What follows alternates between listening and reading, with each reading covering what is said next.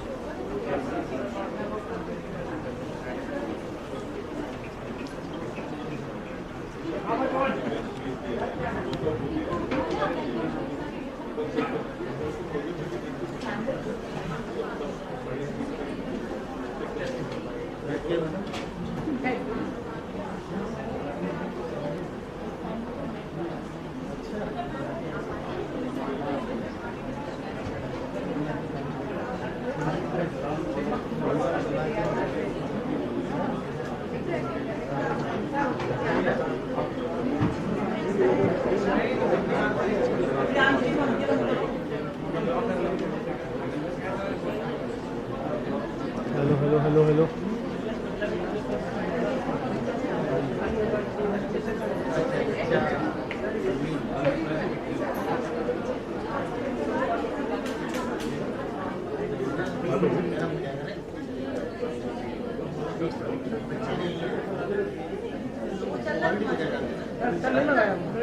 अब वो लेके वो आ रहा है लेकिन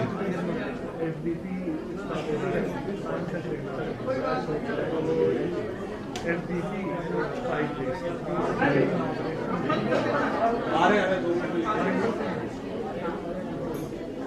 हाँ, FDP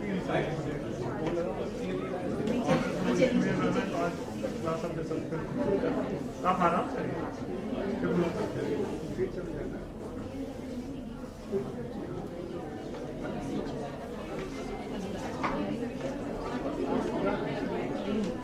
नमस्कार।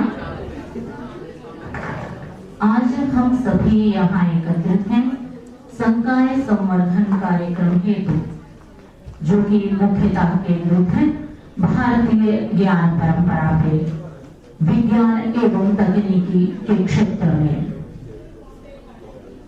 समस्त सम्मानित अतिथियों से निवेदन है कि वे दीप प्रज्वलित कर कार्यक्रम का औपचारिक शुभारंभ करने की कृपा करें। डॉक्टर अंशु सिंह से अनुरोध है कि वे समस्त अतिथियों को आमंत्रित करें, दीप प्रज्वलित कर कार्यक्रम का औपचारिक शुभारंभ कराने में सहयोग करें।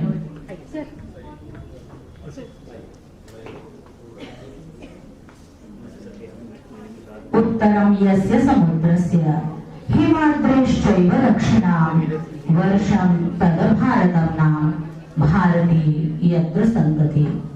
हमारी भारतीय ज्ञान परंपरा, हमारी सनातन संस्कृति, जिसका विकास आज से सहस्त्रों वर्ष पूर्व हुआ, जिसकी अविरल धारा में हम सभी अभिसिंचित हुए, सभी रस निमग्न हुए। हमारा विकास, हमारा जीवन, हमारी संस्कृति ओतप्रोत है भारतीय ज्ञान परंपरा से। आरंभ हो रहा है यह कार्यक्रम विद्या के केंद्र में, विद्या के स्थल में।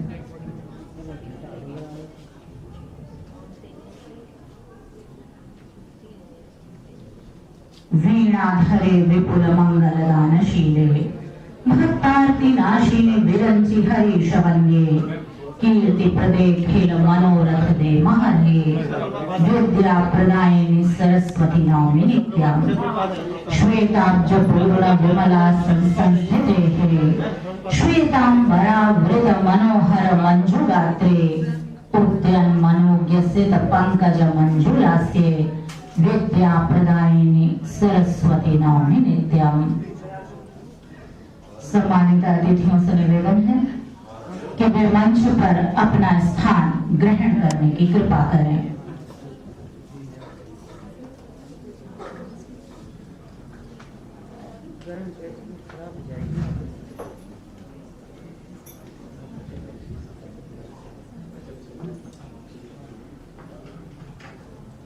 समस्त सम्मानित अतिथिगण मंच पर कृपया अपना स्थान ग्रहण करें। प्रोफेसर नीरज कुमार सिंह, आप अधिष्ठाता हैं छात्र कल्याण छत्रपति शाहू जी महाराज विश्वविद्यालय। आपसे निवेदन है कि आप मंच पर स्थान ग्रहण करने का कष्ट करें। निवेदन है अधिष्ठाता शैक्षणिक क्रियाकलाप प्रोफेसर विश्वमित्रा जी से कि मैडम आए और मंच पर अपना स्थान ग्रहण करें। निवेदन है प्रोफेसर अर्नब भट्टाचार्य जी से, जो हमारे मध्य हैं, शिक्षा आईकेएस सेंटर IIT कानपुर से। महोदय निवेदन है कि आप भी मंच पर अपना स्थान ग्रहण करें। इसके साथ ही इस कार्यक्रम में जिनका विशेष सहयोग है, श्री राघव कृष्ण जी, आप संस्थापक हैं बृहद संस्था के। आपसे भी निवेदन है कि मंच पर अपना स्थान ग्रहण करने की कृपा करें। हमारा यह कार्यक्रम केंद्रित है भारतीय ज्ञान परंपरा पर और भारतीय संस्कृति में हम निर्वहन करते हैं अतिथि स्वागत की अपनी सनातन परंपरा का।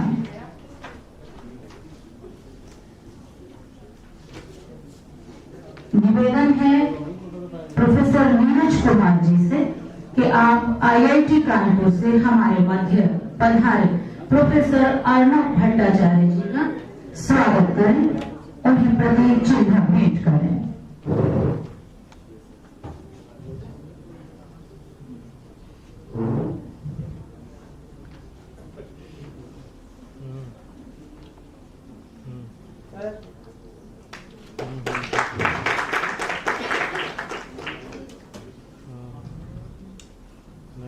निवेदन है डॉक्टर अंशु सिंह जी से कि वे श्री राघव कृष्णा जी का स्वागत करें, उन्हें प्रतीक चिन्ह भेंट करें।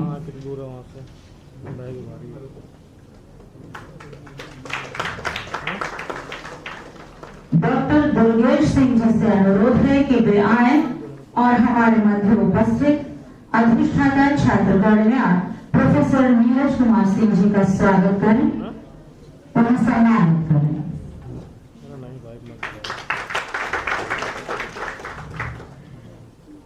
मयूरी जी से निवेदन है कि आए और प्रोफेसर वृष्टि मित्रा जी को प्रतीक चिन्ह भेंट करें, कार्यक्रम में उनका स्वागत करें।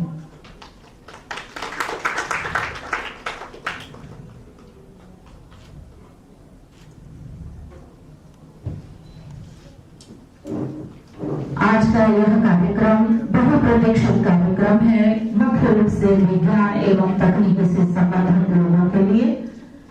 यह संकाय संवर्धन कार्यक्रम आवश्यकता है वर्तमान की, जिसमें हम जानेंगे कि हमारे ज्ञान परंपरा का क्या योगदान विज्ञान तथा तकनीकी के क्षेत्र में है।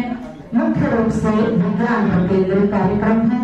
सर्वप्रथम मैं निवेदन करती हूँ प्रोफेसर वृष्टि मित्रा जी से कि वे आए और अतिथियों के सम्मान में स्वागत भाषण प्रस्तुत करने की कृपा करें।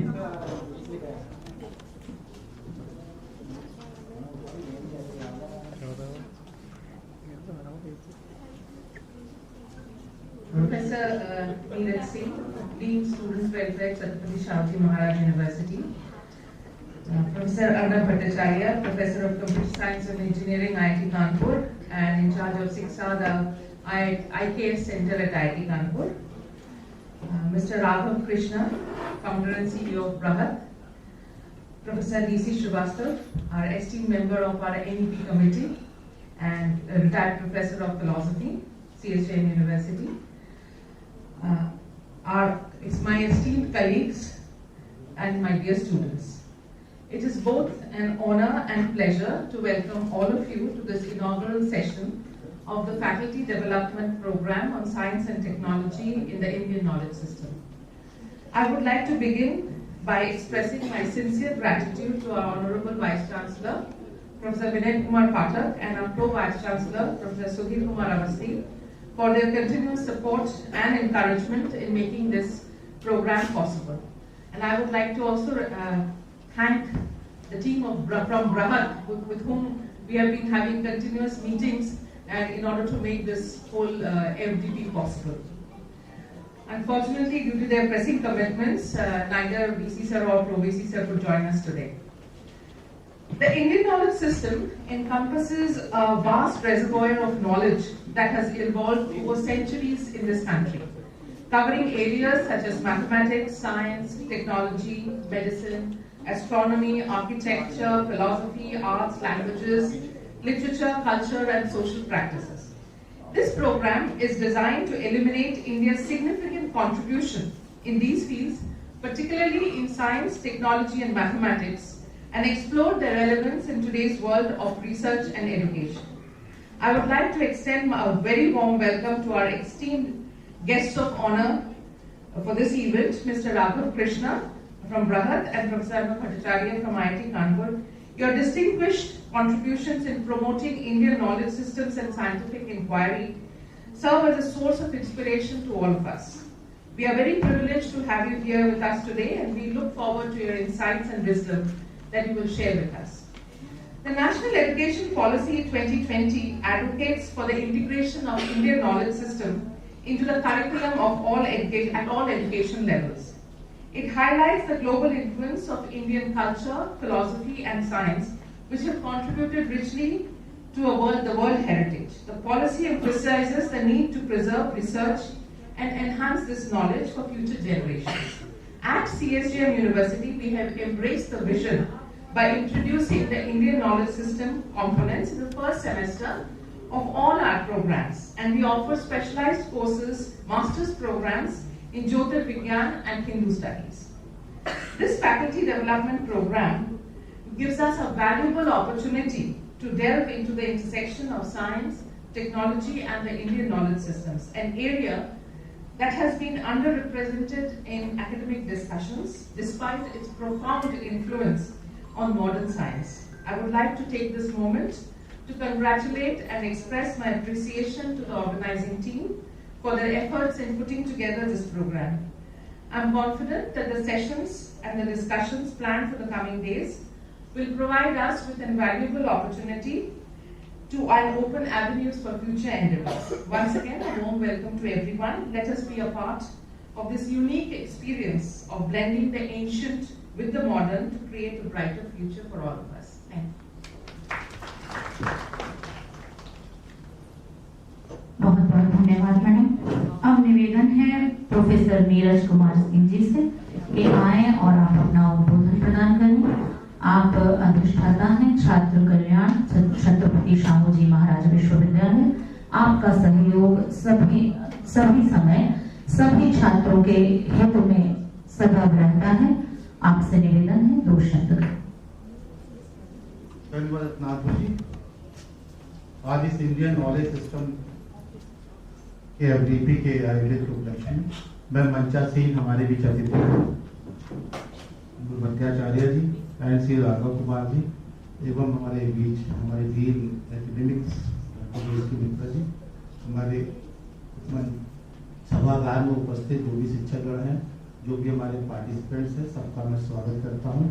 जैसा कि हम जानते हैं कि जो भारतीय ज्ञान पद्धति है वो बहुत ही प्राचीन है और हमने गीता में पढ़ा होगा, महाभारत में देखा होगा, रामायण में देखा होगा। जो चीजें आप तब देखते थे वो उसको हमें अभी तक एक्सप्लोर कर रहे हैं, बट अभी तक उसको एक्सप्लोर कर नहीं पाए। We have lot to explore, lot of things to deep from those technology. जैसे आपने रावण का उड़न खटोला उस समय सुना होगा, देखा होगा, और हनुमान जी जो संजीवनी बूटी लेके आए थे, तो वो सब चीजें अभी भी बहुत सारी टेक्नोलॉजी है। जैसे कि आपने रामायण में देखा होगा, ब्रह्मास्त्र आपने मंत्र पढ़ा और ब्रह्मास्त्र और आप श्राप देते थे तो वहीं पे मनुष्य समाप्त हो जाता था, खत्म हो जाता था। वो सारी चीजें आज भी बहुत सारे मंत्र थे और जितनी भी विधाएं थी उसमें हम अभी भी बहुत पीछे हैं। तो बहुत सारी चीजें we are still lacking and we have lot of things to explore and this faculty development programme will definitely provide the enriched knowledge to all the participants. It will definitely a value addition to all the participants, and I congratulate and thanks to all the organizers for organizing this meeting, and it will be definitely great beneficial for all the participants. And once again, thank you all of you.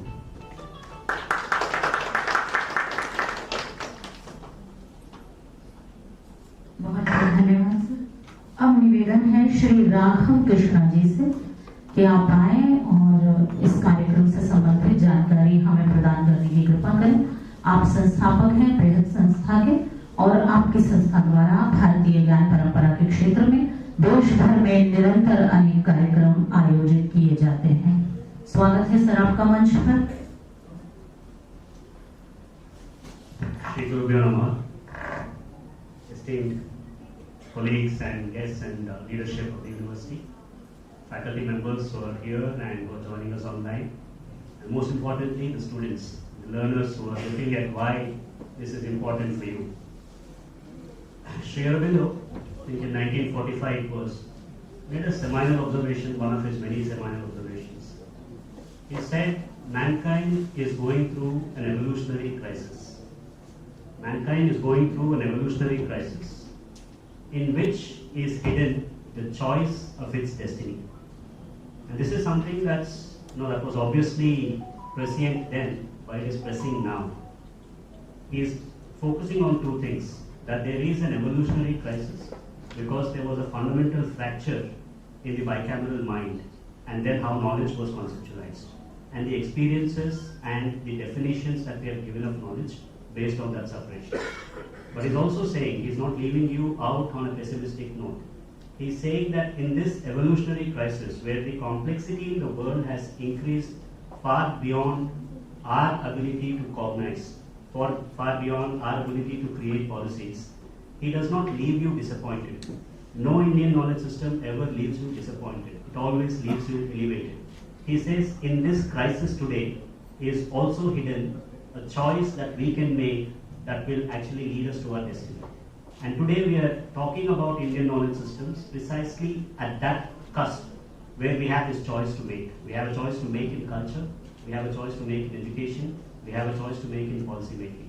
What does this mean? What is this crisis that I'm talking about, and why is Indian knowledge system a potential solution, why should you care? Why should a young person of 18 to 20 years old, why should you even sit and spend your time thinking about Indian knowledge system? Is it just because it is ours? Is there really a definition that says knowledge is any particular communities? Is it because it's ancient? What does it mean? Does ancient mean valid? We are being told increasingly that ancient means archaic. Why should you care? You should care because there is a history to education, there is a history to knowledge production, and every single thing that you do today. In fact, if I were to ask you, how many of you are from sciences here? Anybody here from natural sciences? How many of you are from humanities? Literature, philosophy? Anybody here from social sciences? Anybody here from management? Okay. So, have you wondered when did knowledge get stratified into these streams? Does life come to us as science, as art, as ethics, or does life come to you together? Right. There are three ways of knowing. The first way of knowing is what we cognize, right, which is basically the subjective first-person experience. We have some equipment, we come in contact with our sense objects, and there is some cognition happening. But it is unique to human beings that we are also aware of our awareness, that we know that we are learning this. And that is making a voice inside our head. You're touching something, you're sensing something, that is a way of knowing. The second way of knowing, like all societies across all civilizations, across the length and breadth of the entire history of humanity, human beings came together as collectives and they started telling each other stories. Stories of origin, stories of coming together, stories of cooperation. So that if the first way of knowing is subjective, fully subjective, the second way of knowing is intersubjective. That you and I tell each other a story, and through that story we share a meaning, and that meaning becomes the way we operate. These are the two ways of knowing that were there. But when science rose in Europe, for example, in 17th century, it rose against the faith, because there was a historical imposition of faith in that culture and that history. It was a religious imposition, and science rebelled against that because there is also a third way of knowing, which is the empirical objective assessment, that I can observe things, I can measure things, and I can validate. But because the historical context in which this paradigm rose was against the subjective phenomena, knowledge and the entire academic structure and the history of knowledge production itself became stratified into what we call departments and disciplines today. You have to choose something, and then you have to then think about interdisciplinary and multidisciplinary. But is that the history of the entire world? Did we have that problem in India ever? You take a 10th century poet, he's talking about the entire geocultural identity of Bharatavarsha, Rajashekara's Kavya Mimamsa, and he says Bharatavarsha was formed when the Prince of Literature married the Princess of Poetry. The Prince of Literature married the Princess of Poetry, and as long as they traveled and spread the ideas, that became one land. It is critical to understand Indian knowledge systems is not just because it's ancient.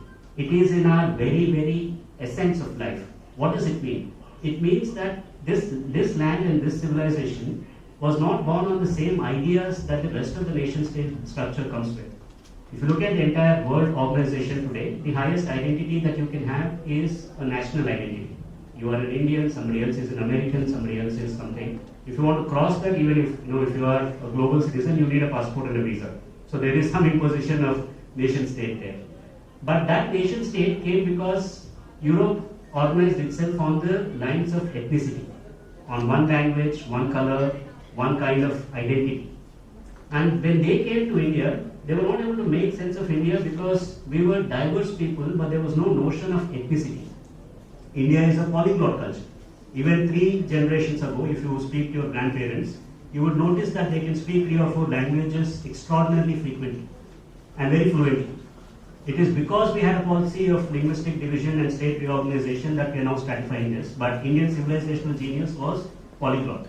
What does this mean? This means that the ideas that you live in and the knowledge that you are getting from a compartmentalized knowledge production are at odds. And this is a fundamental way of separation between who you are and what you're being told. What does this translate to? What is the crisis? The crisis now in the world of knowledge is a crisis of trust, a crisis of ethics, a crisis of meaning, and a crisis of knowledge production itself. Let's take the example of technology, since this is a science and technology faculty development program. All of us are aware of social media. How many of you, young students or even the faculty, how many of you are on Twitter, Insta? I work in game development, so I'm familiar. I'm in fact part of the world that created these technologies. Right. How many times has it happened to you that you wanted to see a movie and you scrolled your Netflix and you had too much choice and then realized that you got tired and you slept? Has it happened to any of you? How many times have you wondered that you keep scrolling but there is no bottom to that scrolling? It never stops. There is new feed coming in. And suddenly you realize 30 minutes has passed by. And then you don't know, you really don't have a measure of what you got out of that. But you'll do this. That is because there is a fundamental misuse of science in the design of this technology. I was part of game development, and our economy, the product used to work if we can capture your attention. In fact, today the word is called attention economy. Has any of you paid for Facebook? Any of you paid for Twitter? Any of you paid for Insta? But these are extraordinarily powerful technologies that require millions of dollars to run every day. The server cost, the kind of computing that you need, the kind of intelligence that you need. So who's paying for it? Have you ever wondered what is the business model that supports your infinite scrolling? What is the knowledge system that produces that product? We are paying for it because our data and our attention is the monetization. You're served ads, it's called the ad economy, because your attention is captured by a design, and that design is then monetized by engaging you relentlessly. Now, when you do that, what is the danger of this? One is, of course, the psychological danger, but there is a very fundamental social danger. How many of you young people are hearing words like commitment phobia now? Commitment phobia everywhere. Commitment phobia in relationships, commitment phobia at home, commitment phobia with ourselves. We can't commit to anything. Why is that happening? It's happening because when you have a digital experience, and we have to understand the design and technology of this, a phone fundamentally, this form factor, what we call a form factor, this is a lean forward form factor, which means that you have to engage with it, you lean forward. In a TV, in a drawing room TV, it's a lean back. You sit on the sofa and lean back and watch it. When you lean back and you have a drawing room TV, you have a peripheral vision, which means that you're still aware of all the movements that are happening around you, and you also know and you are aware and you're conscious of what you're watching, because anybody can come in and your peripheral vision is informing you this. But in this, there is no peripheral vision. This is blocked out by design. And once it is blocked out, there is also the incessant dopamine trigger. What happens when you get a like on Twitter, on Facebook, on Insta? There is a nice little chemical reaction happening in your mind. And that is the addiction that this technology gives you. And this form factor of lean forward means that your peripheral vision is cut away, which means you don't need ethics. All you have left with is your own resilience. The entire world will beam incessantly the ostensible pleasures of life into your screen, and you are left not with culture, not with parents, not with society, but your own ability to deal with it, and only you are capable of taking it up. Nobody else can. You sitting here, you can watch a mobile phone. You don't need to listen to me. Nobody else will know. But if it's a TV, then there is a peripheral vision. Now, what kind of knowledge system actually encourages this kind of design? And what does it do? If all of us are ingrained in this, it means that we are in a world of one. The entire world is made to appear that it is customized for you. This is what science and technology does to you today. This is a problem that teachers have, faculty have today, because you don't have the attention of your students anymore. You are in the classroom for 30-40 minutes, but they are on these devices for about 5 hours. There is a great new book called The Anxious Generation. There is policy making that is now based on the evidence provided in that book, that up until the age of 15, if you introduce mobile phones in school, attention is permanently damaged. There is no way that you can produce or impart and transmit any knowledge after that. So there is a crisis of knowledge and crisis of ethics, because science and technology in service of economy has captured fundamental human faculties. And in this, there is a challenge now, because in the world of one, everything else is a friction. Because you and I are both lost in our world of one. If you and I have to communicate, you will have your own desires, I'll have my own desires. My phone is able to customize this entire world for me, but if we have to interact with each other, then I have to know you. I'll have to put up with your personality. The more we get into this feels like a fiction. Resilience, social harmony, the ability to come together, the ability to face adversity. Sri Aurobindo once again said, all learning advances through strife. By your stumbling, you perfect the world, he said. What does it mean? It means that learning is fundamentally an act of overcoming the obstructions that come your way. And if the technology is going to capture and tell you that there is no obstruction, you can just be immersed in this, everything else in real life becomes an obstruction. Which is why you're not able to, your own children, I have a 14, 15-year-old daughter, we know the challenges of this as parents. So this education, what we call Indian knowledge system, is not because it's Indian, not because it's ancient, it's not because we have an emotional attachment. All of that is true, it's necessary, right? But it's not sufficient. The sufficient reason why all of you and every single one of us should be interested in Indian knowledge system is because the fourth industrial revolution today is about cognification. First one was steam, second one was electricity, third one was computing, the fourth one is cognification, which means technology is now trying to replicate your mind.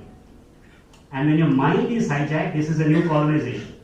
You don't need to go into another land and colonize.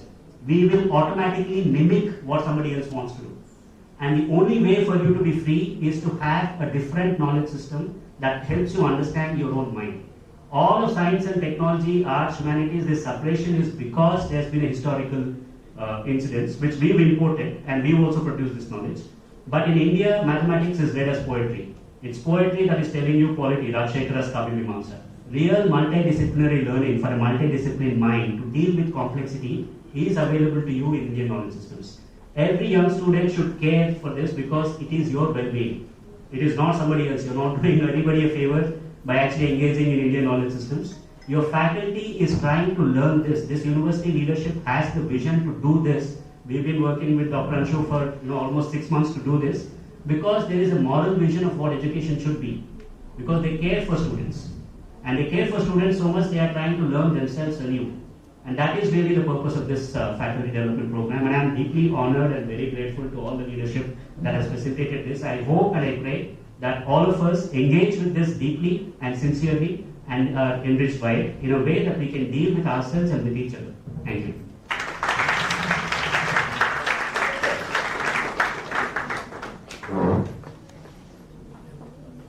बहुत बहुत धन्यवाद महोदय। अब निवेदन है श्री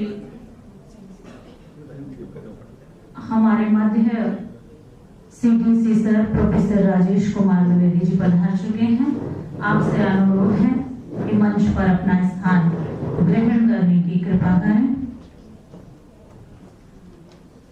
निवेदन है doctor Akhilendra जी से कि आप आए और सर को सम्मानित करें, उनका स्वागत करें।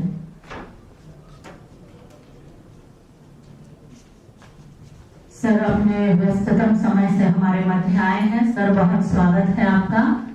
आपका आगमन ही हमारा उत्साह वर्धन है और सर से निवेदन है कि अपना आशीर्वाद हमारे विद्यार्थियों को प्रदान करें।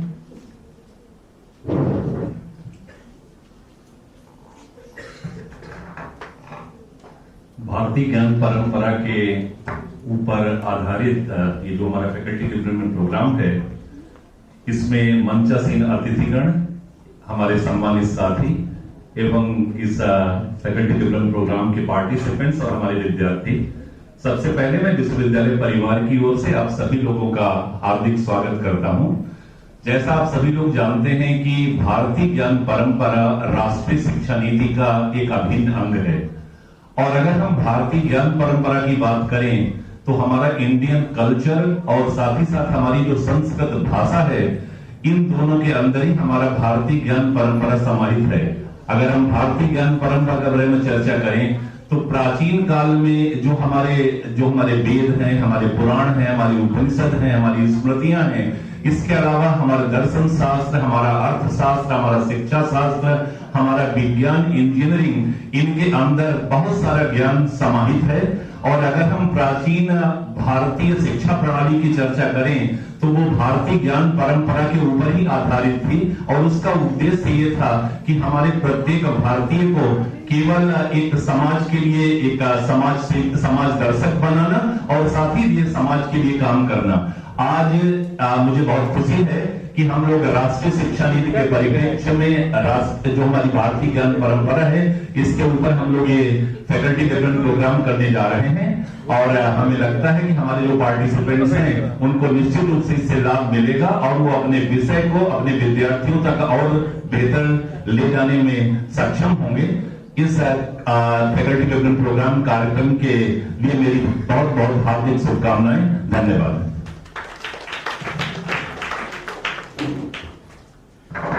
बहुत बहुत धन्यवाद महोदय। हमारे मध्य ऑनलाइन माध्यम से जुड़ रहे हैं श्री MS चैत्रा जी, जो कि निदेशक हैं कल्चरल सेंटर चाणक्य यूनिवर्सिटी के। ऑनलाइन माध्यम से सर जुड़ेंगे। बहुत बहुत स्वागत है सर मंच पर आपका और आपसे निवेदन है कि अपना वक्तव्य हमारे विद्यार्थियों को प्रदान करें, अपने विचारों से हम सभी को अवगत कराएं। लाइट उनको light. Can you hear me? Yes. Okay. So, thank you very much for inviting me to this gathering. And I was about to come physically. I wanted to be with you people, but unfortunately, there was so much of flight disruptions that has happened because of the rains in South India that I could not make. So anyway, thank you, Bharati and Kanpur University team for inviting me. And I saw on stage Professor Arnab Bhattacharya and Radhav and many other dignitaries. Thank you all. So in this gathering where a lot of you have been learning science, I will try to tell a particular story what I think is relevant to be told as a story worth thinking about. And anyway, most of you are going to engage with what specifically, how do you think about Indian knowledge systems and how do you want to integrate into your classroom teaching and kind of focus for taking it further for raising significant questions for further research. But my general question would be to reflect about why should we talk about Indian knowledge system when we are thinking about science and technology. And there is always a recurrent question that we keep hearing about what is this Indian knowledge system is all about and why should we even bother about it and what is its relevance.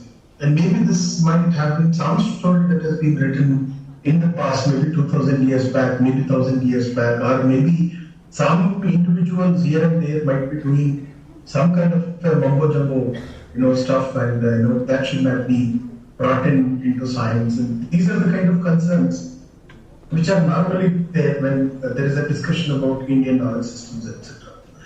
Now, there are many reasons why one should be reflecting very deeply about the Indian knowledge systems, and I would like to sort of bring to your attention some of the very legitimate reasons about our status as individuals in the larger world where we are trying to look forward for solutions for huge number of problems that are humanity is confronted. Now I will be able to reflect about it not so much as a person who knows anything better than you, but I had a stint in my life for more than 1.5 decades or so as a scientist, and then I switched over to social sciences. So I have seen different domains. And given my experience in both social sciences and sciences, and I was a molecular geneticist, so given these experiences, and I think there is something very interesting and fascinating that we can sit together and think together, which is worth considering for further reflection. Now, one of the most fundamental kind of argument comes from why should we think about Indian knowledge system when we talk about any discipline for that matter. would be to say, if you look at the kind of teaching learning systems that we have today, at least in now teaching learning, specifically higher learning, has been part of the university learning systems. And it is almost impossible for us today imagining any kind of teaching learning processes outside the university.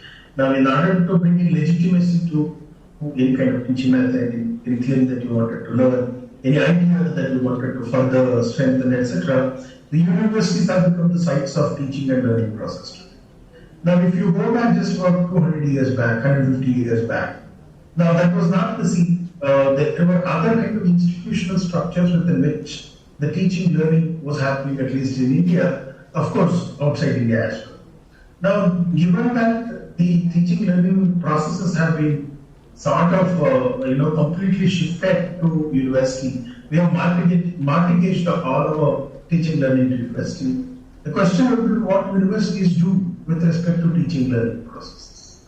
Now, undoubtedly, there is an extraordinary achievement that Indian universities have done over a period of century or so. But if you look at university, they are fundamentally driven by certain kind of disciplinary considerations.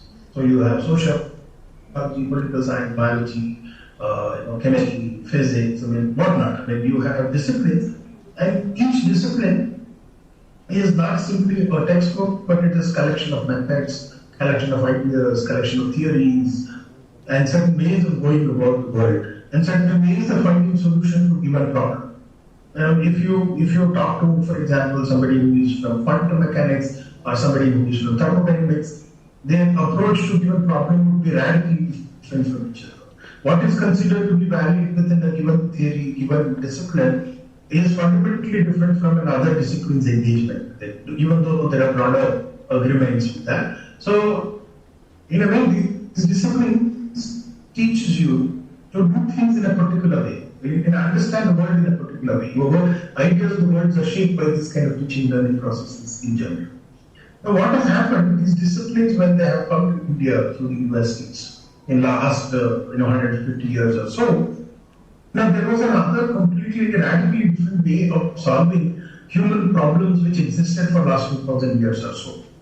Now, some of them were in highly textualized form and Sanskrit texts, etc. And some of them were not so much textualized, but some of them existed in the form of large number of practices that they continue to exist even today, and they simply could not find any place in the way the disciplines in our institutions, higher education institutions, are organized. In fact, most of these are considered to be some kind of either superstitious activity or things of the past. Therefore, the kind of experiments that one civilization made an attempt to solve problems of humanity for thousands of years have not been brought into the kind of reflective mode. And if at all they are discussed in any study, any disciplinary study, they are only brought in saying that these are some primitive possibilities, but we have now a far more advanced version of thinking about the world. Therefore, there is nothing more in thinking about it. So, except for that, there is hardly any serious engagement. For instance, I have never seen somebody engaging very seriously saying, what are the kind of questions that these texts or some of these people who practice have been raising about some phenomenon. Now, just to begin with, I will start with one interesting example. Now, if you go back to, there is a very interesting discipline called Nyaya, which is a tradition which is meant for how do you really build an argumentation, how do you develop an idea. And one of the foundational texts of this Nyaya tradition, it is called Prachini Nyaya. There is a foundation text called Nyaya Sutra, Gautama's Nyaya Sutra. In that, there is a significant question that has been raised. Now, what is this question about? Now, the question is of this kind. When the child is born, now suddenly the child picks up, learn how to know. See, suckling is a very important thing that a child picks up the moment the baby is born after a few hours. And the question to Gautama was, how could this baby, can pick up the suckling without getting trained? Because there is this prevalent idea that, every human action needs to be trained, and there are certain actions they are there coming, and he was in need of an explanatory account. Yeah, how do you explain this phenomenon that a child, an infant, could actually pick up the suckling so quickly when it was born, the baby born, which was not really trained well. Now, so therefore it took him to certain ways of looking at, are there something which has come from the previous birth, etc. And he tried to do the birth, etc. And you can actually come back and see today, we also take similar question, how certain kind of characters are transmitted genetically and how they are not. So the nature-nurture problem has never been some kind of a resolved problem in biological investigation. We have been bothered about it very seriously.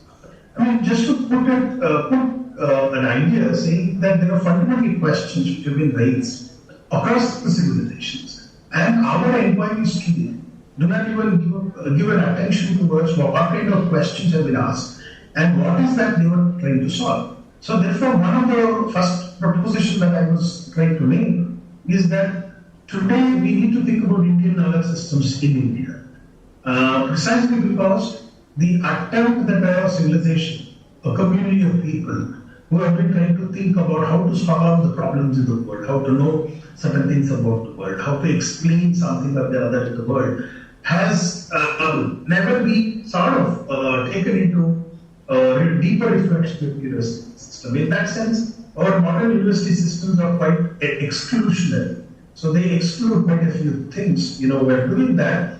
Therefore, given that Indian knowledge system is one of the prime contributor to the human achievements in last 3,000, 4,000 years of human history.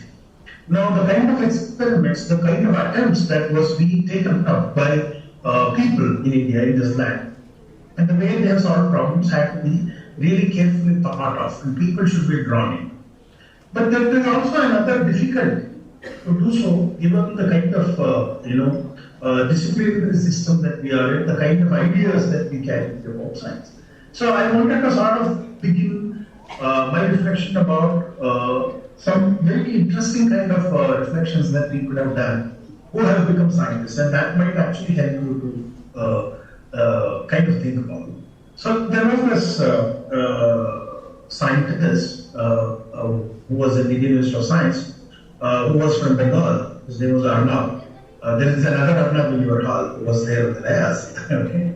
So this Arnav, so this man, a very senior man, and he went and he studied outside India. He was a student of, by the way, he was a student of IIT Kanpur during his master's. He left India, and he was a very kind of successful in astronomy. And then he spent some years teaching in the Indian Institute of Science as well. So he was moving on and off between, between India and Europe and America. And he has been engaged in teaching and collaborating with people both in India, America, and Europe. So he had some very interesting kind of observation to make about whether the Indians of today can do the kind of scientific achievement that the Western Academy could ever sort of, push and produce the knowledge. We have this general question that you're familiar in the literature, that why is that Indian institutions of higher learning are unable to really make major theoretical contribution, major breakthrough in science and technology. Though we know that Indian science and technology has been astonishingly useful in solving a large number of problems. We have digitized the world, etc. So many achievements, everything is there. But we all inherently know that our contribution to basic science, fundamental theories, are quite limited, insofar as scientific achievements are concerned. We are, in fact, we and both Chinese, Indians and Chinese are known to actually use these theories and produce a lot of application-oriented kind of ideas, but our fundamental contribution in developing these disciplines and domains appears to be quite limited. So the question is why? So therefore he gets into the kind of limitation. Then what is that it could be limiting the Indian scientists or non-Western scientists, largely Indian scientists because he was from India, to think about and produce the kind of science that the Western institutions could actually produce and develop that kind of sophistication of knowledge. So there are many things that were part of this extraordinary reflection that he was engaged with. So he looks at, for example, the amount of money that is being spent on research, the kind of communication that happens, etc. He goes on exploring these ideas. And one of the key areas that actually strikes him is that his own experience and also the experience of many people from India who have made their career into sciences outside India and inside. And what are the kind of differences in terms of quality, what has come and what has not come. Now, while reflecting about it, there is something very peculiar that he recognizes. Now, for any student who goes to the science education in the Western world, it is very natural for him, within the part of the cultural existence that he comes from, to raise certain kind of question and to engage in and do certain kind of inquiries which are actually fundamentally necessary for science. So he actually gives a very interesting description. I will make it simple and sort of the street. If we look at most of our public discourse and our casual conversation about how scientific achievements are done, now we always, for example, talk about role model, scientists whenever we talk about science history, etc. In the last 1 century or so. We talk about people like C. Raman, Meghna Saha, J.C. and other large number of people who have contributed extremely well to the modern scientific development in India. And the description that we have is that these are people who are extraordinary, the learned and the extraordinary. And they are the geniuses. Now, the argument behind it is that precisely because they are genius, they could do all that, but for the geniusness, it would not have been actually possible to produce that. But if you look at the systems in the way European universities and American universities reflect about science, that it is almost not possible to speak in this language. Nobody denies that somebody is extraordinary and somebody is not extraordinary. But whether somebody is extraordinary or not, there is a particular way in which the normal science happens. Now, there is also another kind of image of the scientist, idiosyncratic image of the scientist, which may not be true all the time. And there is also this idea, that a particular scientist, because of his genius, comes up with something extraordinary, and every day in his life is something which is going to be very fascinating, etc. But in the laboratory, if you go back and look at it, most scientists, anybody who is engaging in any scientific research, would actually do a lot of redundant kind of activities. You keep repeating certain kind of normal experimentation, you keep doing the most ordinary things, and it is as if it is more or less ritualized life. Because there is a structure to that life, the amount of time that you spend in the laboratory, do many, very ordinary things. And most of these ordinary things, when piled together, would produce the extraordinary results. And there is no general commitment. For example, any scientist will tell you that if you keep searching for extraordinary, you are not going to get it into hand. You have to keep doing a lot of slogging, etc. And it will not be everyday exciting kind of a material. It is like any other profession that you do. But we have a particular kind of an understanding of the genius and the science. As a consequence, you almost think that it is not really easy to produce the extraordinary scientific brains, which is not the case, for example, in European and American institutions when they look at sciences. So by looking at it, some of the sociologists of science have actually made very interesting kind of approach. So one of the, whether it is Karl Popper or Polanyi and many others, they said, see, one can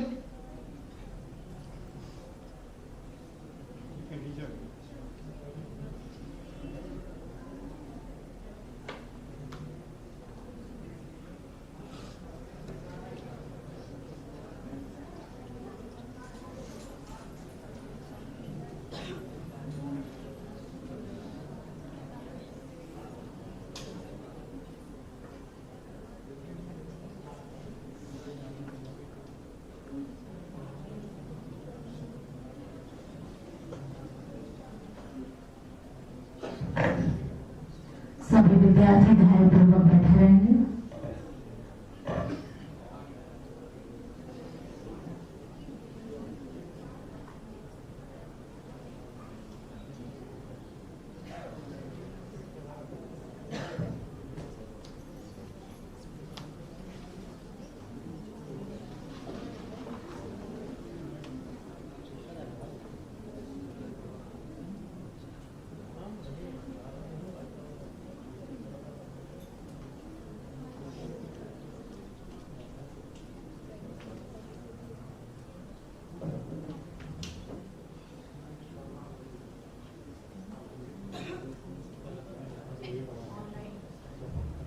online mode की कुछ बाधा है और तकनीकी की यही सीमा है।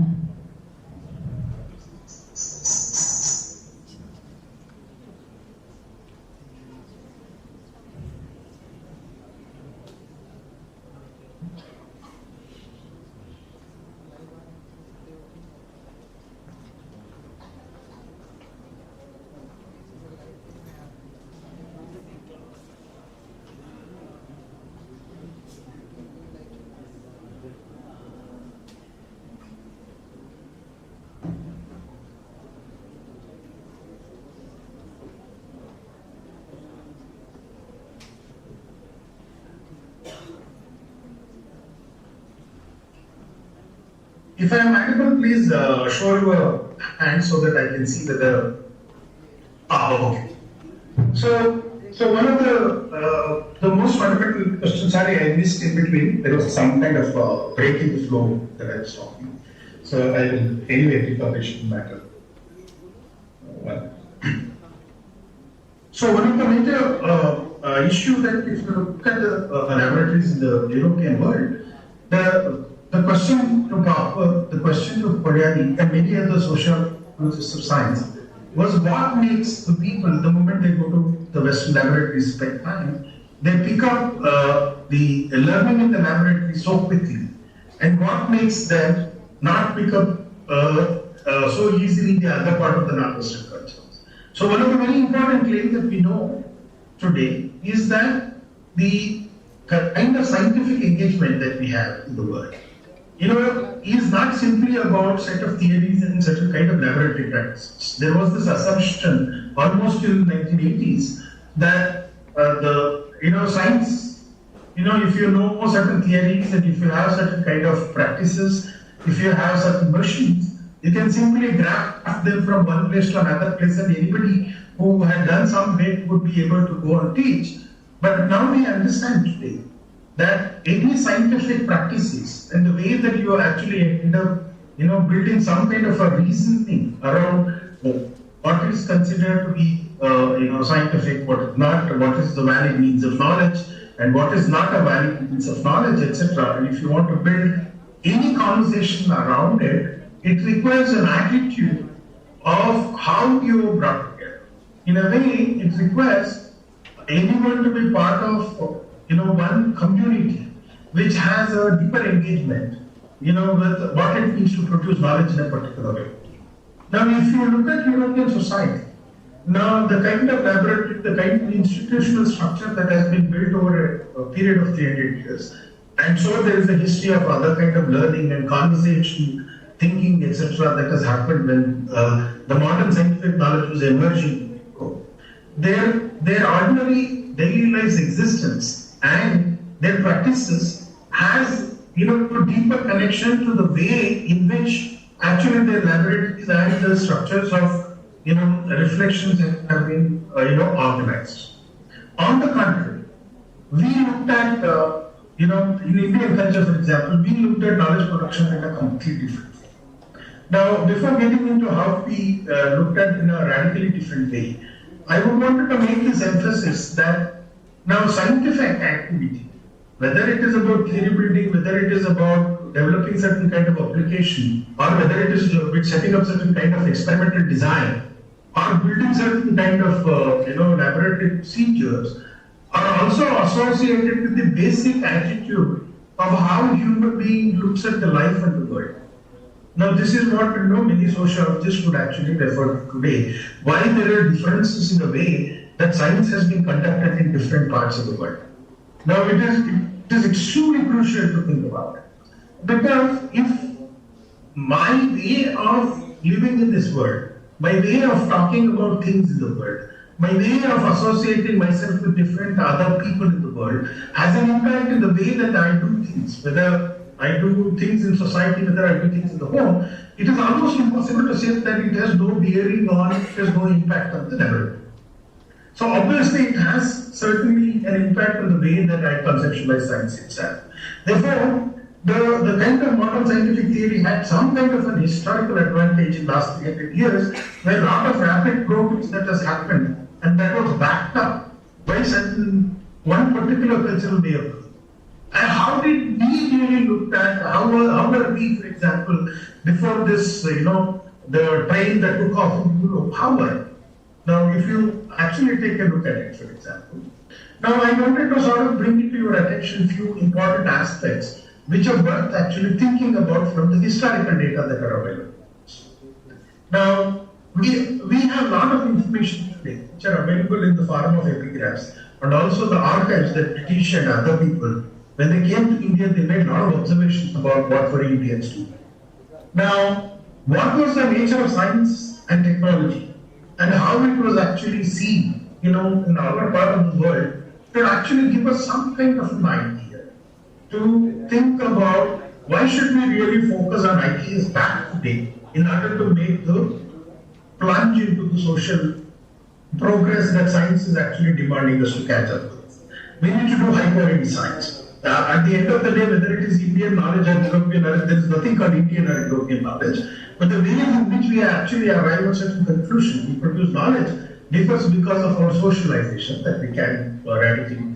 If that were to be the case, are we simply speaking in the air or Indians did contribute something? And does that say something about how we rethink about our science and technology in the 21st century? Is the question that we should be rising today, to be more precise, to make ideas not just relevant, but to really become part of this growth engine that the India is going to be. And also the engine of happiness that we were in the part of the world, that if you want to ensure happiness to everybody, I think it is important to look at the Indian knowledge systems very seriously. Let me give you some examples, and then I will not be able to get into too much details of the archival material, given I am speaking as a very generic talk in the introduction. But I will sketch some picture about some of the kind of science and technology achievements that Indians were doing, and it is not simply about that we have to be very proud about the kind of scientific achievements that we have done, but is there anything worth learning? Is there anything worth considering to think about? If you look at 15th, 16th, 17th century India, specifically 15th, 16th century India, now you must also know, for example, if you look at different parts of the world, at that point in time, if you look at the public health, states of public health, how different parts of the world, manage themselves in terms of public health conditions, you would be surprised to know that India was one of the most advanced countries in terms of managing their public health. As late as early 19th century, if you read the data on the public health crisis, let's say for example, in England, you will know how pathetic it is. And today in India, we tend to think that our public health system do not really efficiently work. Of course, post-COVID, we have realized we are in a better situation that our people participate in a really interesting way. But if you go back to 15th, 16th century, we were one of the top leaders in terms of public health management in the country. Now, to give you some example about the most common problems of the world that they were things like smallpox, chickenpox, and these are most complicated conditions to handle. And every year, summer, that there was a point in time where there was eruption of the chickenpox everywhere. And there are even today, for example, throughout India, you have people would actually not go for vaccine, but they would go for other kind of alternative remediation whenever they encounter these kind of health conditions. Now, if you look at them, suddenly the British description, the story goes on like this. I mean, if you want to get to know some early, sort of quicker understanding of it, Narampal has this beautiful book called Science and Technology in the Pre-Colonial India. So you can actually refer to. There is very interesting archival data, but we have much larger archival data sets which are available today to look at what were Indians doing insofar as their public health was concerned. Now we know, for example, in India, the summers will start setting from more or less, February, and it continues till July, August, depending upon which part of India, right? And by the end of February, from different parts of the country, there are certain Brahmin families who used to get up and start walking out of the Banaras to certain part of southern India, to different parts of India, and they will start moving to Bengal, different parts of southern India, to northern India, to Kashmir, everywhere where you get to know sequentially there will be eruptions of certain, chickenpox conditions everywhere. And then there will be a lot of problem that is going to come in the household. So there are a large number of families, their job for a few months is to walk to these places, go back, and they used to carry inoculation. They used to install inoculation. So they had a very sophisticated inoculation procedure, which was available. Now, over there, these were one set of community who used to carry, for example, the largely Brahmins were the one who were actually going all over the country to do the inoculation. And there are other communities which are actually, preserving the germs. There are others who are actually preserving the necessary conditions which are important for the processing of these germs, maintaining them. Every year you need to do, if you are from science, you understand what it means to inoculate something, right? So the way, the kind of treatment and what is required, given the regional conditions, there are about 15-16 communities which are involved in sustaining this technology and also making the intervention throughout the country. Whether you take Bengal, whether you take Kashmir, whether you take southern India and different parts of the country. Now, onset of summer is the place where you have onset of some of these diseases, and this inoculation continues.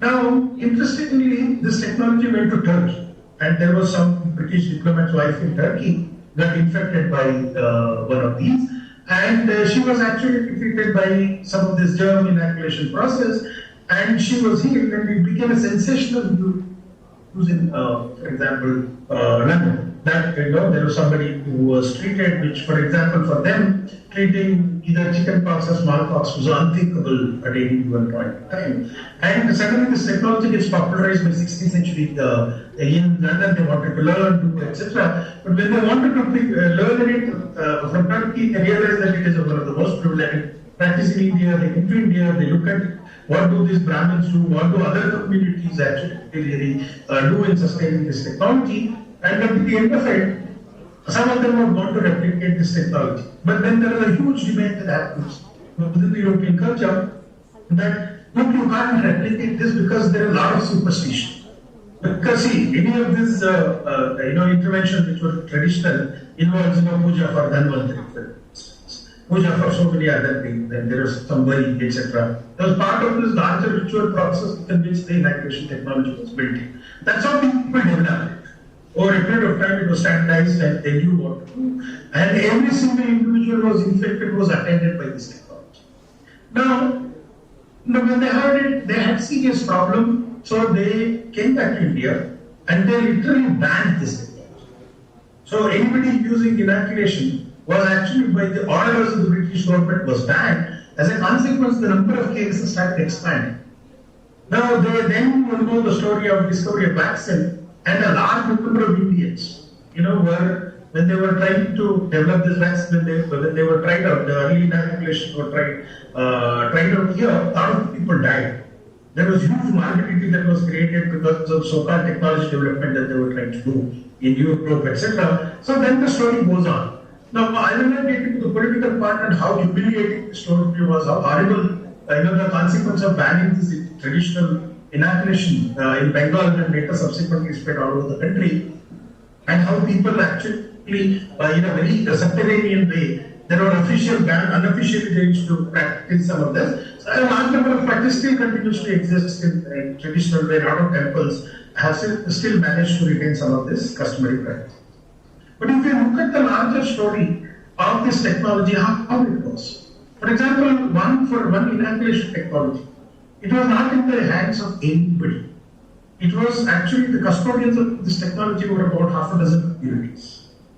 So therefore, there was no question of one laboratory or one private company monopolizing this technology. It was unthinkable. So if the technology had to be made available to everybody, now the custodians of this technology were ritual practices of multiple communities. So therefore, there was never a question of monopolization over this technology, commercialization of this technology, but to make sure that for human betterment, this technology is distributed, transmitted, sustained for hundreds and hundreds and hundreds of years. Now today, in technological, specifically in biological sciences, we have a major crisis Because any company which engages and invests in any new technological development, the monopoly of a particular company over technology is a problem. Because the moment they monopolize the technology, it's accessible to ordinary people, and the cost in production of it, both of them will become a crisis. But the technology was organized in such a way that there was no problem. And interestingly enough, for many of these people who are sustaining this technology through various communities, Rajas used to give grants to them. Now, there used to be land grant, there used to be other kind of grants that were given to these people, but never ever Raja could actually say that I am going to tell you what you should do. In fact, there is no single Raja who controlled anything. In fact, the maximum what Raja could do is to give grants to make sure that these people livelihood are attended to and they could do whatever kind of research that is required to sustain and innovate further technological development further. So therefore, there was no state control. State could not really control. And at the maximum, what multiple Rajas could do is please do whatever, we will actually give you some investment. We will make sure that you innovate, you make it simplified, you make it accessible to people. But there is no way on this earth that any Raja could actually dictate to any, whether any of these Baniyas, any of these Brahmins, or any one of them, they could say, you can't do this, you can't do this. It was not possible. So there was a completely different kind of a logic, within which this entire institutional structure of knowledge production and its transmission was conducted. And there was no certification process, people knew because it worked, and people were healed. And interestingly, out of chickenpox, there was hardly any deaths that was reported during that period. Very rarely, otherwise it was not there. Even Muslims participated in this process. There were many mainstream Christian communities also participated in it. Nobody saw it as something as religious or anything else. Given that there is this extraordinary model in which the science technology was developed. It was meant for larger good. There was extraordinary inbuilt ethical concern and these disciplinary distinctions that we have today and the specific investment in the big science that we have today was simply answered. I'm not saying it should not be there. I'm only trying to say till the time where India was flourishing in science and technology, which is almost in the end of 17th century, the Indians were producing huge, they were developing huge innovation in science and technology. They were either stolen, they were banned in India, and they were further developed in the European, part of the world. Now, given that time, the kind of institutional structure, the kind of management that they were busy with in sustaining this, and also the fundamental idea of dharma artha kama moksha. Now, how should you produce technology? Why should you produce technology? What should you do? What should you not? There are a whole range of restrictions. So the ethics was ingrained into the kind of practices that you have.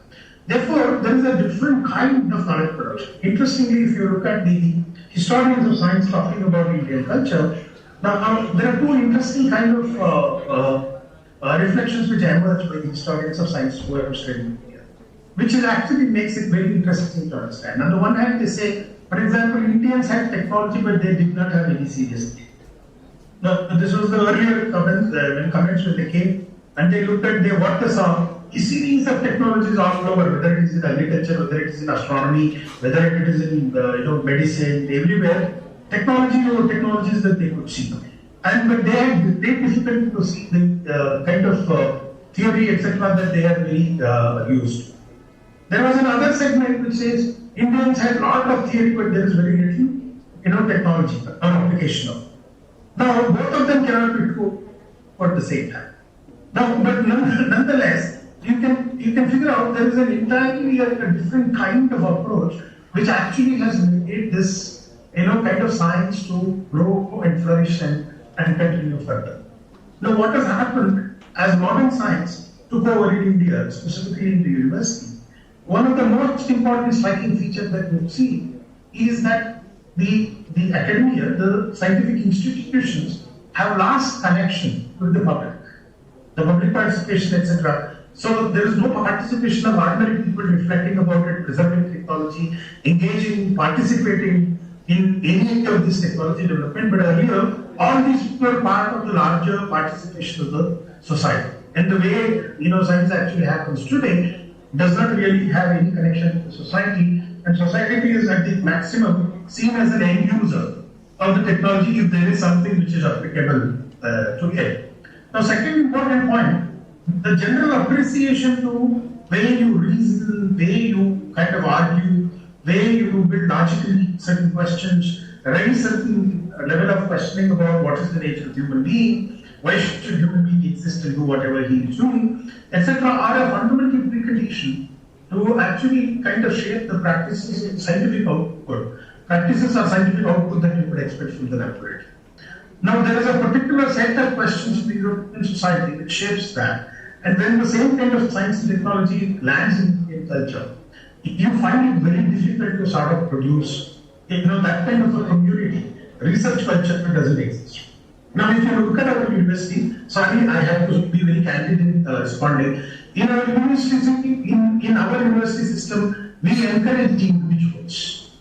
Now, we tend to sort of ignore this fact as knowledge is always a community enterprise. It's a collaborative enterprise. It requires multiple people talking to each other, starting from whether our academic performance index to any kind of, the policy decisions that we have does not really necessarily nurture and facilitate the kind of group cohesion, kind of laboratory work, kind of grouping, etc. that is required for it, number one. Second, even if you want to build such kind of groups to transmission of knowledge and build a larger conversation in the society, now we do not, fundamentally have these groups which are functional, which are related to the land.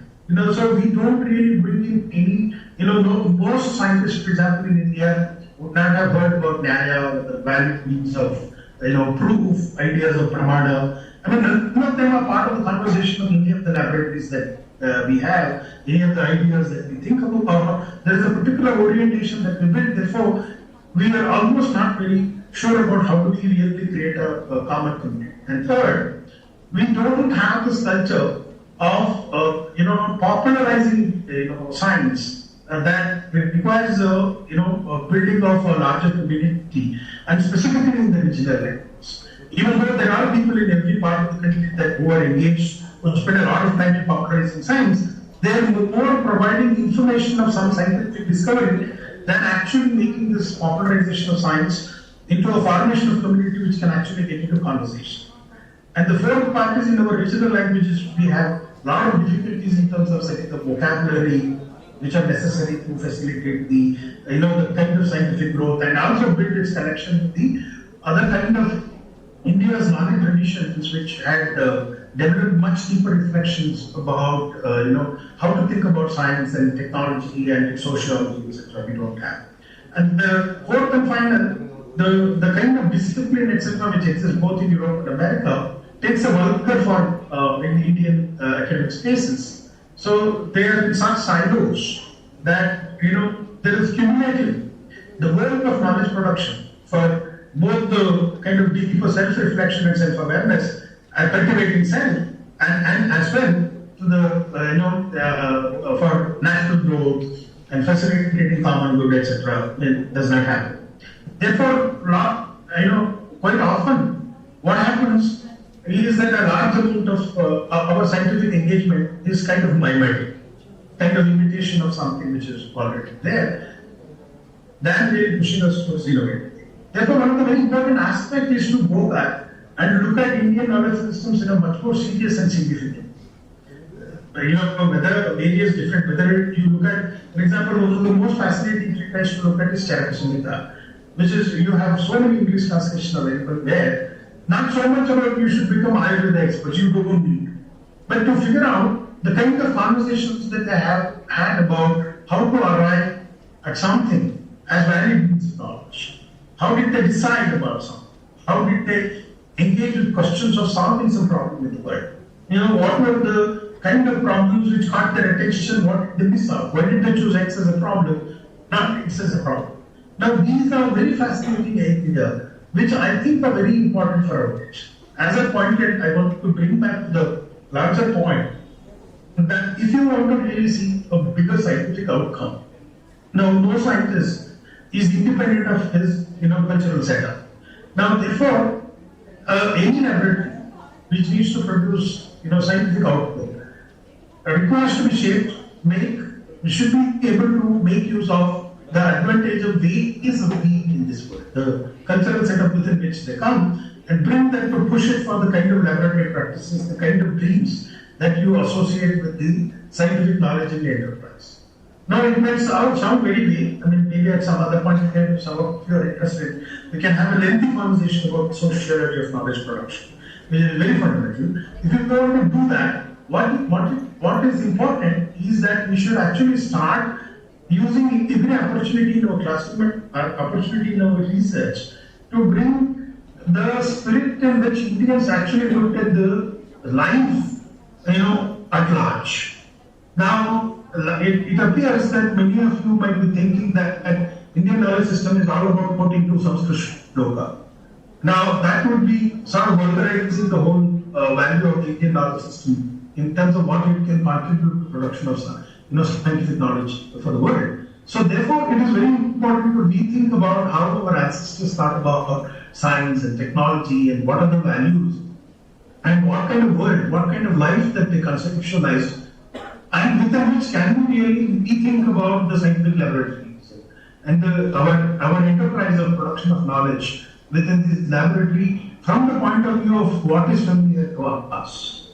Now, I will start with the last comment. When I was studying my master's in zoology, so I was in a special paper, evolutionary biology, and I used to have one of the finest of the teacher. I will not name him. So, very finest of the teacher, he's an evolutionary biologist, and he used to come to his room, and every day morning, he used to come, and the first thing that he would not talk to anybody walking to his room, and he would actually offer puja to Sai Baba photo in his room, and then come. Now, this used to be part of our conversation in the classroom, that as a senior scientist who is engaged in evolutionary biology, is it necessary, is doing puja, is a reasonable qualification for somebody taking or not? Now, typically speaking, he or me, none of us saw any contradiction between he doing puja and doing evolutionary biology. Now, some of these questions, some of these reflections, have not been taken up so seriously. In fact, a lot of us, a lot of my classmates used to have this position saying, because he does puja, he doesn't believe in evolutionary theory, etc. And they wanted to see it as contradiction to each other, because in Europe there is this discussion of the science and religion that being opposite to each other, and none of us actually saw it that way. So what it makes to actually make certain practices, certain ways of being very congenial to our scientific practices, certain ways. And don't think that I'm actually raising a simple thing. There are far more deeper implications in terms of how somebody conducts his laboratory engagement and further deeper issues are involved with that. And I just want to close by saying that we should make our scientific laboratories, our classrooms of natural sciences, and any science. In fact, this distinction between the science and art, the distinction between the natural sciences and social sciences itself, for example, is not very convenient to Indian ways of being. We don't see that way. It's not me. Many people have not just said, but they have experienced it that way. With that note, I think we will take our next step towards how do we look at science in the subsequent session. So I will stop here. I hope I made some sense in terms of making you reflect more deeply about Indian knowledge system. I hope it was useful. With that, I will stop here. Thank you. बहुत बहुत धन्यवाद। अब निवेदन है श्री अर्णव भट्टाचार्य जी से कि आप आए और 2 शब्द कहें।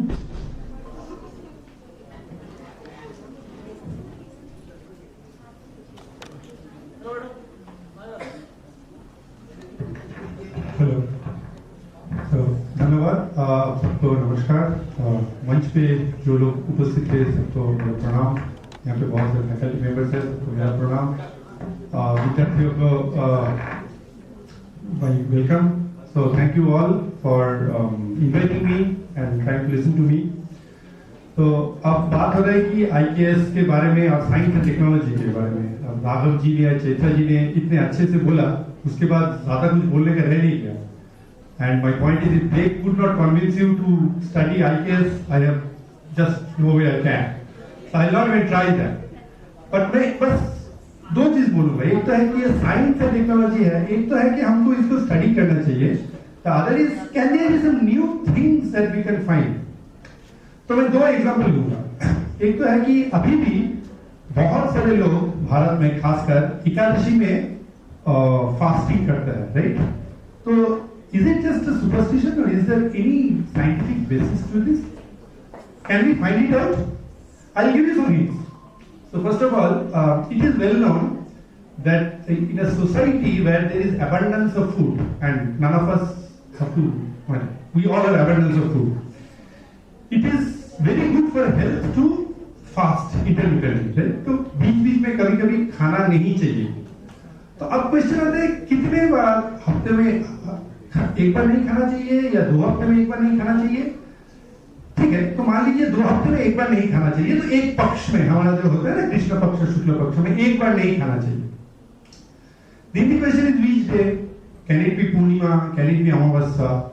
So you can fix any one of the days, but there is also something more scientific evidence to just fixing Ekadashi as arbitrarily. The reason is, so in Ayurveda we have been the whole system is there. This is Vata, Pitta and Kapha, right? And we have all heard of it. None of us really understands what is it unless you are a real good Ayurveda expert. But roughly, Pitta is related to your digestive fire, roughly. So it is essentially how much you can consume, how much you can actually digest. And there are studies which show that if you plot the Pitta chart of a person over a paksha, on Ekadashi it is the lowest. So on Ekadashi, why that happens we don't know, but on Ekadashi Pitta is the lowest. Therefore, your chances of digesting a food is the least on an Ekadashi. Therefore, if you have to fast among one of these days, it better be Ekadashi, because anyway you cannot digest that day. Now, why is this Pitta lowest in Ekadashi? We don't know. So there is also, if you want to link IKS to modern scientific studies, there are many such problems. You know the data, you know the tradition, you know there is some basis to this. Maybe we have forgotten, but maybe can you refine it and you can recalibrate it to say why is this Ekadashi? This is one. The other example that I will take is that, again, we all know Sanskrit and Panini and Ashtadhyayi, right? So Panini's Ashtadhyayi is supposed to be the entire grammar for Sanskrit. It has got some 4,000 slokas, and anybody who has not studied Ashtadhyayi, even if you know very good Sanskrit, you start reading it, you will not understand almost anything of it. Why is this? This is the same thing. So many of you will know English very well, but if I start giving you a Python program, and if you have not done study programming at all, you will not understand many of these things. Is it because you do not know English, or is it because you do not know the computer programming jargon? Similarly, Ashtadhyayi is written in a Vyakaran jargon. So there are many interesting things that are being done. So it is actually computer programming. If you take this slope, Ika Yan Achi, this is about the Sandhi Sutra, Iti plus Adi becomes Ityadi, right? This actually captures that entire thing. I, A ho jata hai, U, Va ho jata hai. All this is captured in one slope. Nobody who knows Sanskrit but doesn't understand this will understand Ika Yan Achi. What does it mean? What is Ik?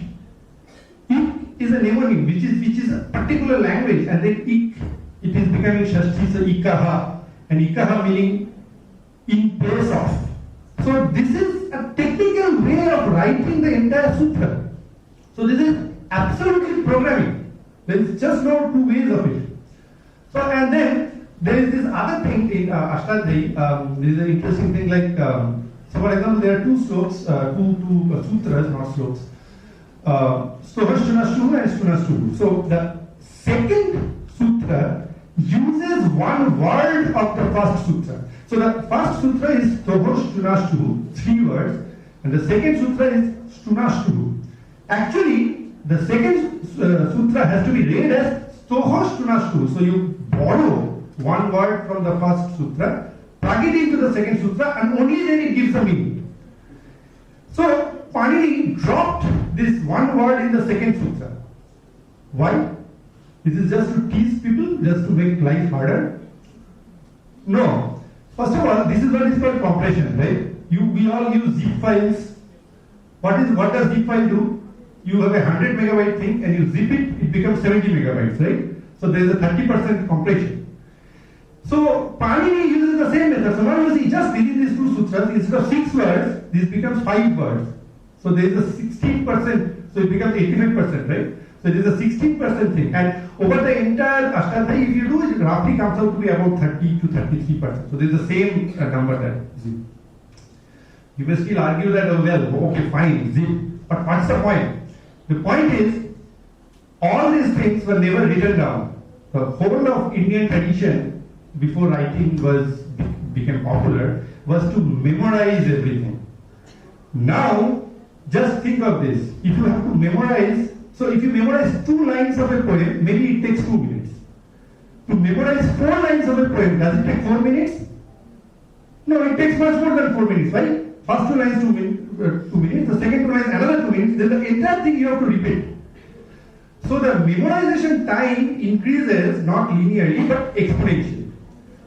So right now the traditional scholars and everything memorizes the entire Ashtadhyayi, and there are training programs for kids who memorizes the entire Ashtadhyayi in about 6 to 10 months, about 6 months, sorry, 8 months.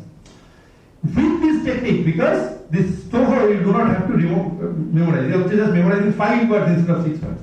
And the estimate is, if you put in this all the words, then this memorization time jumps from 6 months to about 4 years. So you see, you are spending time to just memorize it, and you're just spending 4 years of time to memorize it, and then you start Vyakaran teaching, versus you are spending only 6 months of time and then doing. There is a big difference.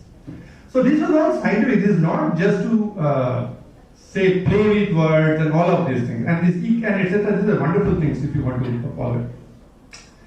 So to come back, I'm very glad that in Kanpur we are having this FDP done by CSJMU. I thank and I congratulate the organizers. Thank Brihat's team for coming and helping. They came to IIT Kanpur and had a fantastic series of lectures. Everybody appreciated it. So please do. This is an opportunity that is not so easy to get to listen to one of the best of. So you heard Raghavji's form factor. There's such a this thing, the lean back versus lean forward. Chaitraji gives so interesting examples and this thing. So please do utilize this time. Please do attend the FDP seriously, not just because you have to attend and let me see and go and yawn. Not that serious. Actually, you put in your mind no peripheral vision when you are listening to this, but of course, otherwise it's there. And I thank again, and let us just end with this. We are Indians, and we are in a university which is supposed to be nurturing knowledge. So Indian and knowledge system should be obvious to all of us. Thank you all.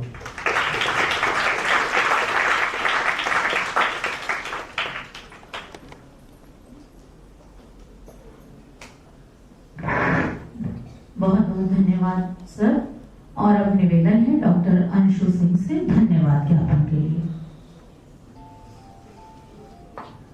Thank you, Radha. Namaste, everyone. Welcome to the beginning of the Faculty Development Program on Science and Technology in the Indian Knowledge System. I am deeply obliged to see every one of you in this seminar hall.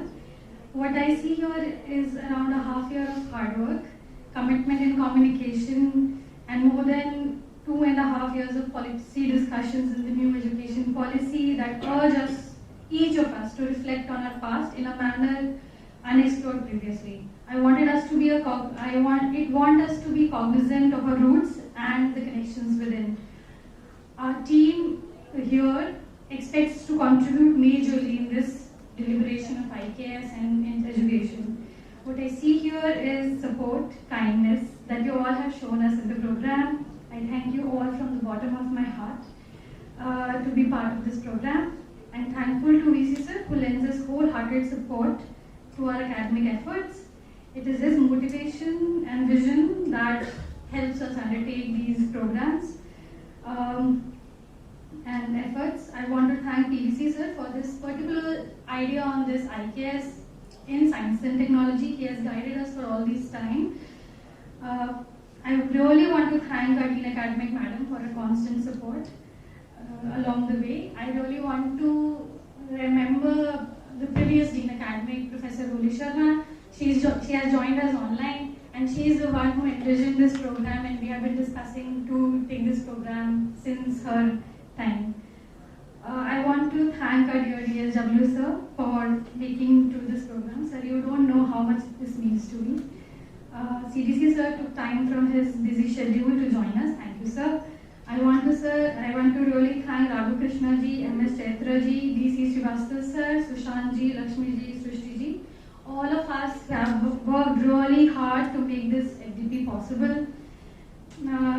Also, I see a lot of my support system, all the heads from various departments, Varsha ma'am, Anju ma'am, Rashmi ma'am, Yogen sir, Sarvesh sir, all of us were here, and other faculty members who have joined us. I would really like to thank Mayuri ma'am and the Dean Academic team to make this possible, to take care of everything that I could not. Thanks to the media and technical team. Without you, there will be no program, because you are the ones who are making this program possible, and we are reaching everyone. Also, a very grateful thanks to, I'm really grateful to all the participants, to the scholars, to the students who are here to be a part of this epistemological exercise. Thank you so much, and I would like to see you all being part of this academic process and the program. Thank you so much.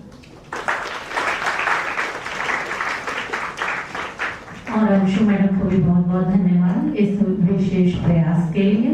और अब समय है राष्ट्रगान का।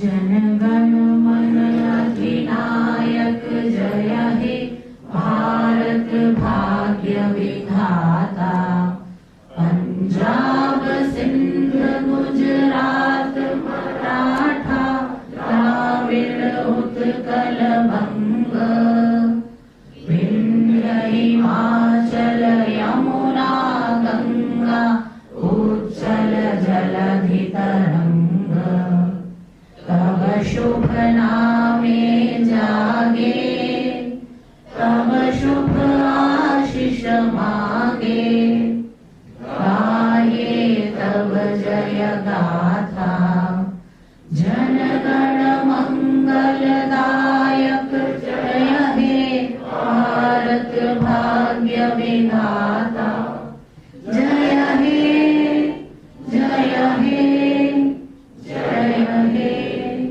जय जय जय जय हे। भारत माता की समस्त सम्मानित अतिथियों से निवेदन है कि आप सभी विजिटर रूम में पधारने का कष्ट करें।